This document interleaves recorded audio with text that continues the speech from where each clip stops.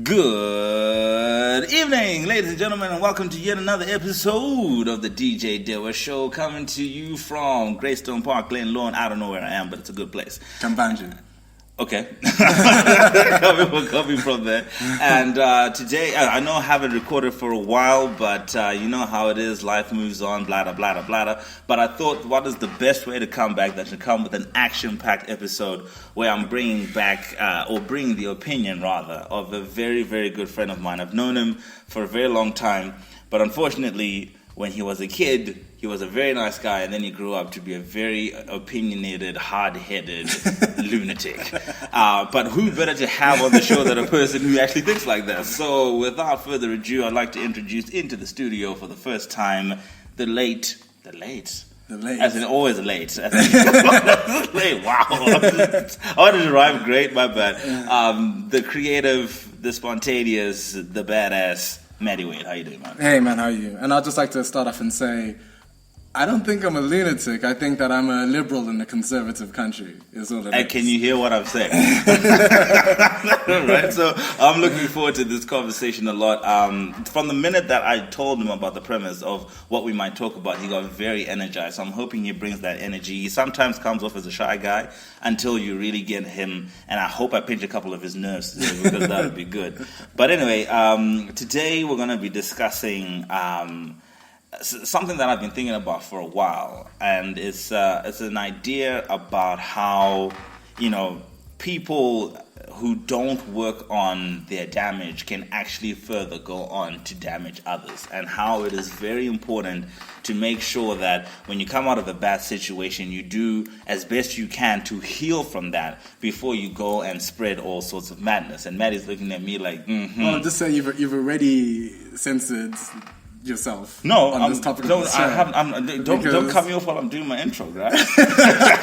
Because you explained your premises. No, I'm gonna do it. Don't say don't cut me off, right? Don't cut me off, right? Because I agree with that.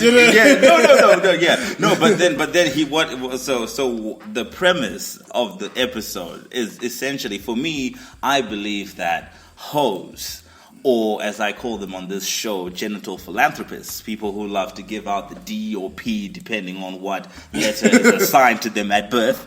Or later on in life. Who, they are not born, they are created. Like, no one is born a hoe. You become one because of your inability to work on your stuff. And why I believe that is because from the conversations that I've had with people who've been accused or alleged to be philanthropists of the genital variety, they all seem to have, you can always trace back to the person who hurt them and created the monster. and by monster, I mean the person who is now committed to the life of hurting people before they're hurt. And they have no limit to doing that. Is that your definition of a hoe? No, my definition of a hoe is a person with very low, with a very loose value system, and is willing to, you know, engage in sexual activity with as many people without actually thinking about it. Well, what if you just like sex? You like sex. Yeah, but I don't. Do you try to have sex as often as you can, right? Actually, I don't. You don't? Used to. And if you listen to my episode, what I learned during my hoe phase, right? I went through that, and then I realized that, you know, I'm just not cut out for that. So since I've come back home, it's hard. It's a hard life. It's very hard. It's very hard. It's a hard life. Since I've been back home, I have hard on the bones, man. Or singular bone. You see what I'm saying? But you know, do you agree with that idea, with the phrasing that hoes are not created? Are not born. They are created. No, I don't. I do agree with the statement that you made at the start. Yeah. That not dealing with personal damage or personal problems can have undue or unforeseen circumstances in like your next relationship or your next 5 relationships, and not even just romantically, just like in general. Right. You know what I mean? Like people, I mean, this world's a rough world. People get hurt all the damn time. And what's important is picking yourself up and putting yourself back together and not being changed irreparably through like into becoming a worse person. Right. But in correlating that with sexual activity is where I see like a flaw in your argument. Why do you say that? Because I don't think there's anything wrong with sex.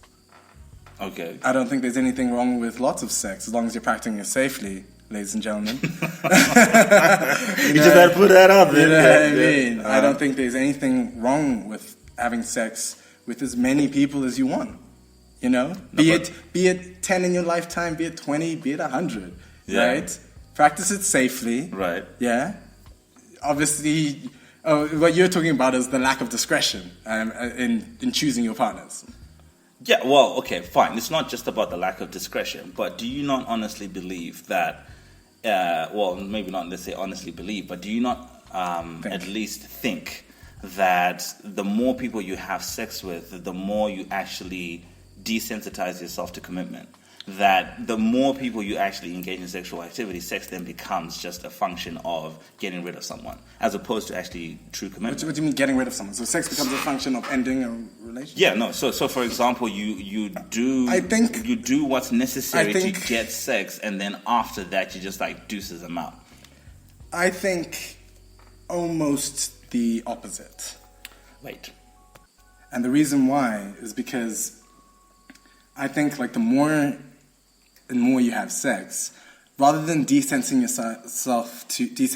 yourself to commitment, it's almost like you're desensitizing yourself to sex, right?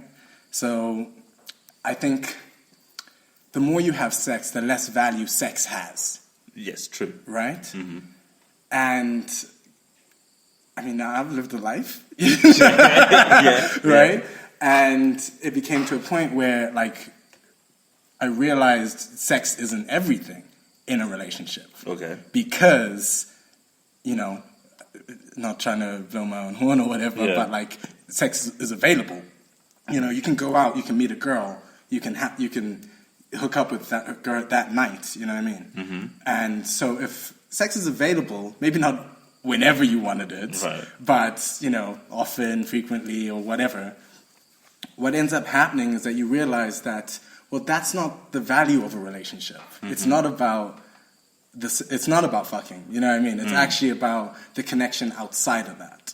You know, and it ended up being that the people that I really enjoyed my time with, it wasn't just about the fucking. It was like, oh, after we fuck, can we lie in bed and chat shit while I light a cigarette by the window, and she like wants to, you know, gets a drink from the kitchen or whatever, and then she comes back into bed, and we're just chatting shit, and you know, like we'll meet at a club, we'll get home, maybe it's 2 a.m. or something like that, and you know, I'm not gonna say that like I could last forever in bed, you know what I mean? Right. But at least for a couple of hours afterwards, we're just chatting shit, or maybe she stays over, and she's not getting kicked out immediately in the morning because we enjoy each other's company. Nah. Right? So that's what I'm saying. Like, I don't think that the more you have sex, the less likely you are to be committed. I think, as I said, almost the opposite. I think that having sex enabled me to realize that I needed to commit myself to somebody that I had a genuine connection with. You understand? Now, how much vagina does one have to go through? I feel like maybe there's different vagina quotas for every nigga, bro. Because I'm honestly thinking to myself that you are probably an exception and not the norm, in the sense that not many people can go and have copious amounts of frivolous sex and still manage to come back, right? I, as a person who had tried to live my life on the straight and narrow, and had very, very minimal partners before I went to the Philippines. And then when I went to the Philippines, shit got real. It was bad. It was bad. And what I actually got from that experience was incredible loneliness. And actually what I was very, very scared from a completely casual sex type of lifestyle. Yes. Of course. That's why. But then that's why I'm saying, how do you? No, but that's precisely to the numbers that you're talking about. No, but that's or assuming precisely my point. Right. Is that a lot of sex does not make a happy person. Yes, but then when are you? So training? you end up realizing that when you can spend some time after sex or before sex, Right. preferably before sex. Please. Please, guys, Please. get to know Well, the other one is a crime. get to know your partners beforehand, right?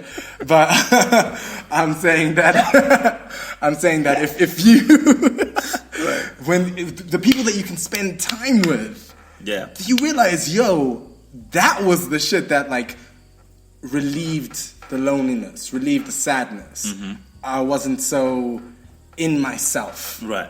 At that, in sex, though it takes two, or well, however you like to have it, it could be two or multiple partners, whatever. Mm-hmm. But if though it takes more than one person, Yeah. can be a lonely activity. You can just fuck and not have any connection and just be, I don't know, relieving yourself, as you say. But it can be incredibly lonely if you have no connection you attached to it. You have no connection attached to it. But then, now here's where I'm saying that there's the challenge in how many connections are you going to go through before you inadvertently teach yourself how to not actually ever have a permanent connection? Because here's my point, right?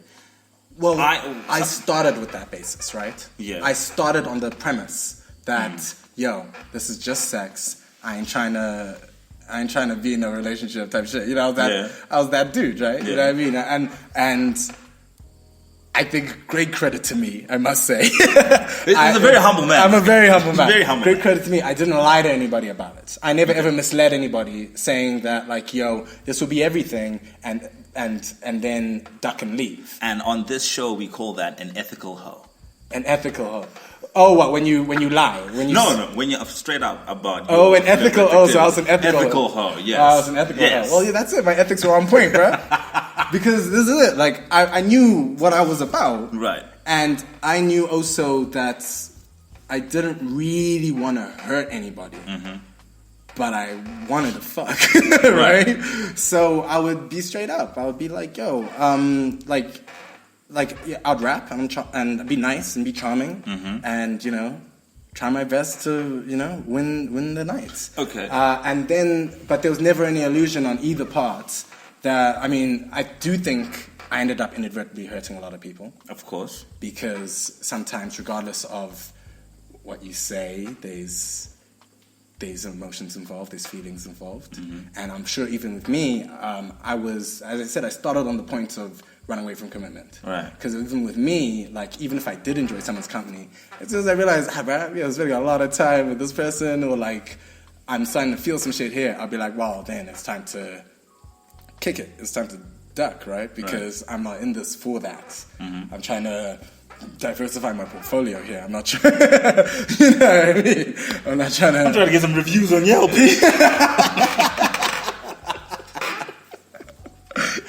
You know what I mean? Mixed reviews, mostly. right. Okay, but let me ask you this question. Okay, so let's get a little bit. But I was a damaged individual, as you say. When you say hoes are they're created, yeah, not born. Do you believe that your opinions on sex were not because of? I don't think they were unhealthy. No, I didn't say that. I didn't say that. But what I was going to say is, do you not think that your premise of I just want to have sex and keep it moving was designed because of a prior experience, not necessarily that you just started thinking like that?